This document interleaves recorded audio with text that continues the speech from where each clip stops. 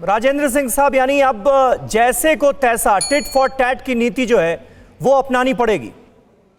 हाँ, ये समीर साहब, जहाँ तक हमारी नीति की बात है तो टिट फॉर टैट की नीति तो हर वक्त अवेलेबल है, पर हिंदुस्तान ये भी बता देना चाहता है पूरे विश्व को कि वो लड़ाई नहीं चाहता, और इसके साथ साथ वो चीन को भी बताना चाहता है कि हम किसी हालत में आपकी ये प्रेशर टैक्टिक्स को टॉलरेट नहीं करेंगे। तीसरी बात कि लड़ाई और कॉन्फ्लिक्ट सिचुएशन चीन के खुद के हक ये फेवर में नहीं है। उनकी अंदरूनी हालात खराब हैं, उनके 3-4 जगह पर और भी कॉन्फ्लिक्ट सिचुएशन है, साउथ चाइना सी, ताइवान, जापान के साथ। तो इन सब और खास तौर पर ये कोरोना और इकोनॉमिक जो प्रॉब्लम्स अभी आ रही हैं, इन सब चीजों को देखते हुए मुझे नहीं लगता कि चीन ज्यादा इसको एस्केलेट करेगा। लेकिन लोकल लेवल पर लोकल कमांडर्स हर वक्त ज्यादा प्रोएक्टिव हो सकते हैं। चीन का ये कोई एक ये उनकी गलतफहमी है कि अभी वो हमारे साथ कुछ पंगा लेकर और एक advantages position, tactically advantages position में पहुंच सकते हैं। बिल्कुल। उनको इस गलतफहमी से उनको दूर करना होगा।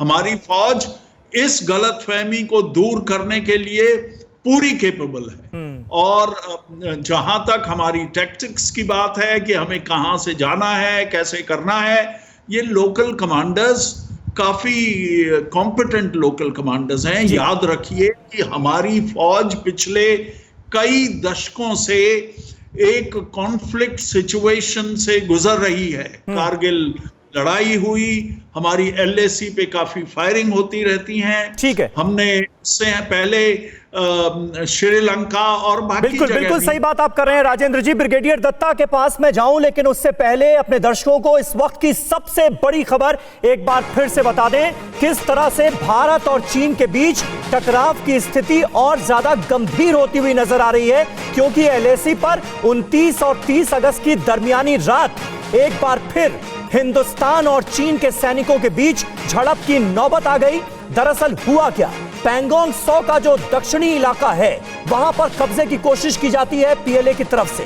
देखिए, ये सबको पता है कि आज यानी 31 अगस्त कमांडर लेवल की बातचीत का वक्त मुकर्रर किया गया है। उससे ठीक पहले स्थिति को और ज्यादा गंभीर करने की, हालात को और ज्यादा खराब करने की कोशिश की जाती है। आखिर चीन की मंशा क्या है ब्रिगेडियर दत्ता, ये सबसे बड़ा सवाल है। आने वाले वक्त में क्या हालात और ज्यादा गंभीर होने वाले हैं, उसकी तैयारी शुरू कर देनी चाहिए।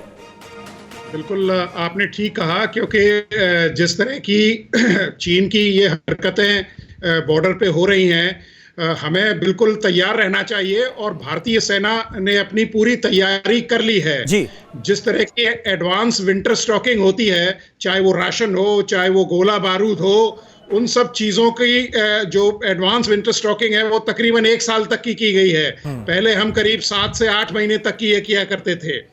और जो जिस तरह की ट्रुप डिप्लॉयमेंट हुई है, हमारी भी 2 डिविजन्स और एक्स्ट्रा वहां डिप्लॉय की गई हैं। देखिए, आप आज देखिए, खुद आज बातचीत चल रही है और तकरीबन 20 से 22 छोटी या बड़ी वार्ताएं भारत और चीन के दरमियान हो चुकी हैं। लेकिन चीन हमेशा, आप ये देखिए, चाहे वो 2014 में जो चुमर का इंट्रूजन रहा हो, या आपका डोकलाम रहा हो जब BRI कॉन्फ्रेंस में भारत ने विरोध किया था, तो चीन की ये हमेशा टैक्टिक्स रहती है कि जब भी इस तरह की कोई मीटिंग होती है, उसके गार्ब में वो इस तरह का कोई एक्शन कर देता है या कोई स्कर्मिश कर देता है।